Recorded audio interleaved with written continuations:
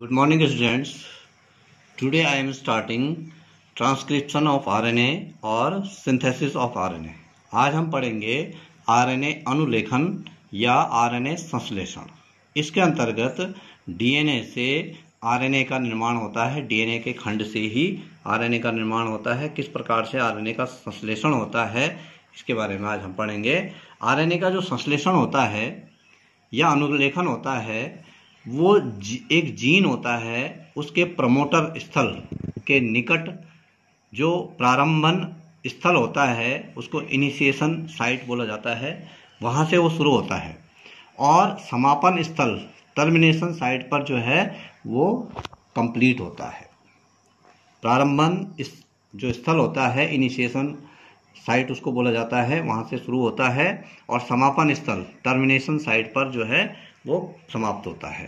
अब पढ़ते हैं, हम देखते हैं अनुलेखन की विधि, प्रोसेस ऑफ ट्रांसक्रिप्शन। किस प्रकार से आरएनए का सिंथेसिस होता है डीएनए से, इसमें स्टेप बाय स्टेप हम लेते हैं। सबसे पहला जो इसमें स्टेप आता है वो है डीएनए द्विकुंडली से आरएनए पॉलीमरेज का संलग्न होना। आरएनए पॉलीमरेज एक एंजाइम है जो कि डीएनए कुंडली पर काम करना शुरू करता है और सबसे पहले वो डीएनए कुंडली से जुड़ता है।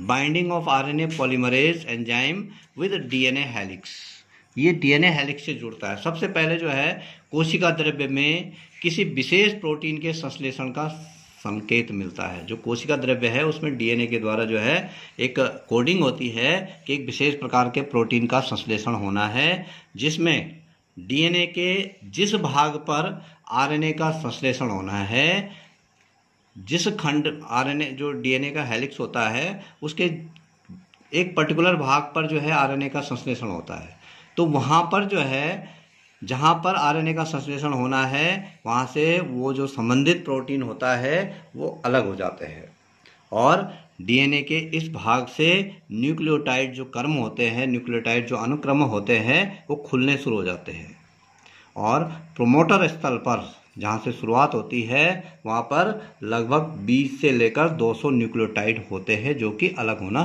शुरू हो जाते हैं। सभी जीवों में दो प्रकार के विशेष खंड होते हैं।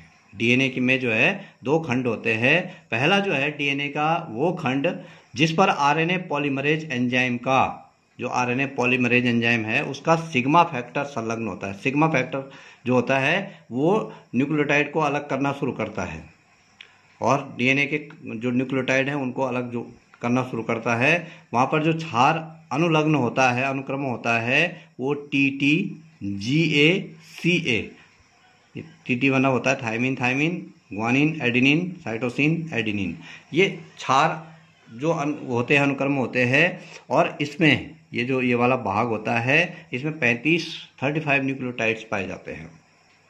दूसरा जो होता है इसका खंड जो है 6 से 18 न्यूक्लियोटाइड उसमें पाए जाते हैं और उसमें जो है उसको प्रिविनो बॉक्स बोला जाता है और उस पर आरएनए पॉलीमरेज जो है उसी पर पाया जाता है।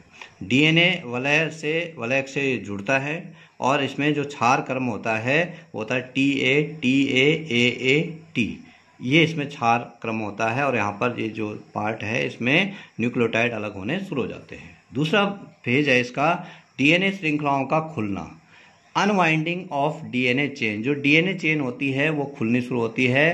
प्रिविनो बॉक्स के बीच में RNA polymerase A double bond T adenine और थायमिन के बीच में जो बॉन्डिंग होती है वो टूटनी शुरू होती है। उसका बीच का जो H बॉन्ड होता है डीएनए में वो टूट जाता है और इस यहाँ पर जो है बाद में जो डीएनए की चेन होती है, दो चेन जो श्रृंखलाएँ होती है वो अलग हो जाती है।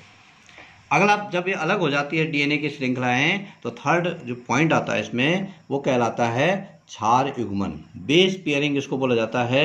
डीएनए के सांचा सूत्र में जो उसका टेम्पलेट स्ट्रैंड जो होता है उसका डीऑक्सीराइबोन्यूक्लियोटाइड से राइबोन्यूक्लियोटाइड अणु जो होता है वो H बॉन्ड द्वारा पूरक क्षारकों के रूप में जुड़ना प्रारंभ हो जाता है। पहले जब डीएनए होता है तो डीऑक्सीराइबोन्यूक्लियोटाइड होता है, जो न्यूक्लियोटाइड्स होते हैं, बाद में वो राइबोन्यूक्लियोटाइड बनते हैं और उनके बीच में जो क्षारक होते हैं उनमें H बॉन्ड के द्वारा वो एक दूसरे से जुड़ना शुरू कर देते हैं।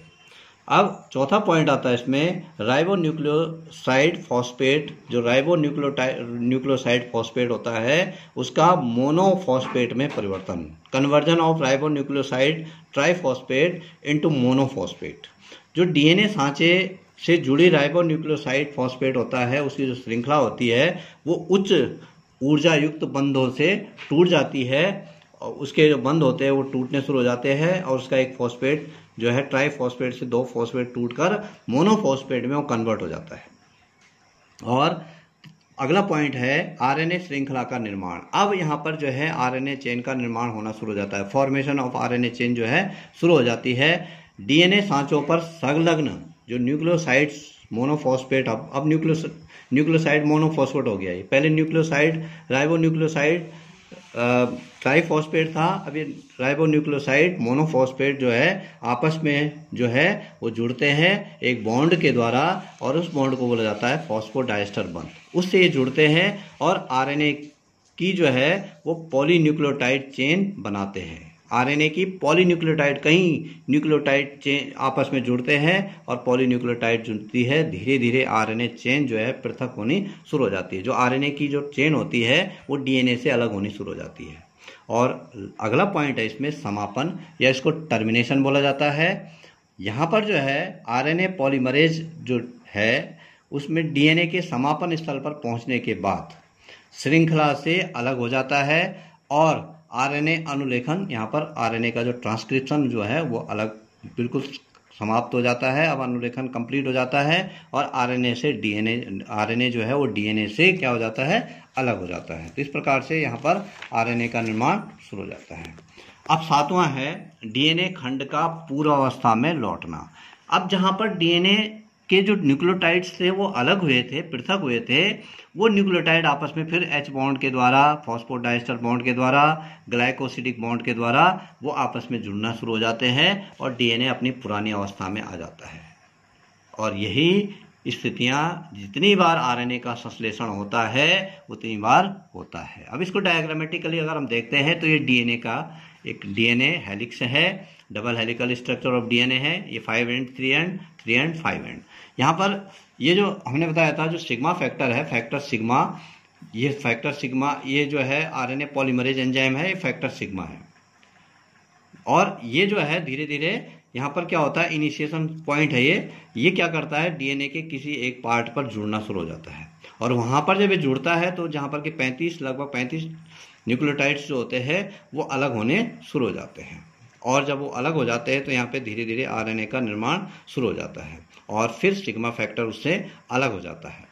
और यहाँ पर इलोंगेशन का कार्य होता है, इसको इलोंगेशन बोला जाता है। ये लंबा होता है जो उसका वलय होता है, और उसके बाद टर्मिनेशन होता है, इससे आरएनए अलग हो जाता है और बाद में फिर डीएनए इस प्रकार से अपने आप फिर दोबारा जुड़ना शुरू हो जाता है। तो इसको स्टेप्स ऑफ आरएनए ट्रांसक्रिप्शन इसको बोला जाता है।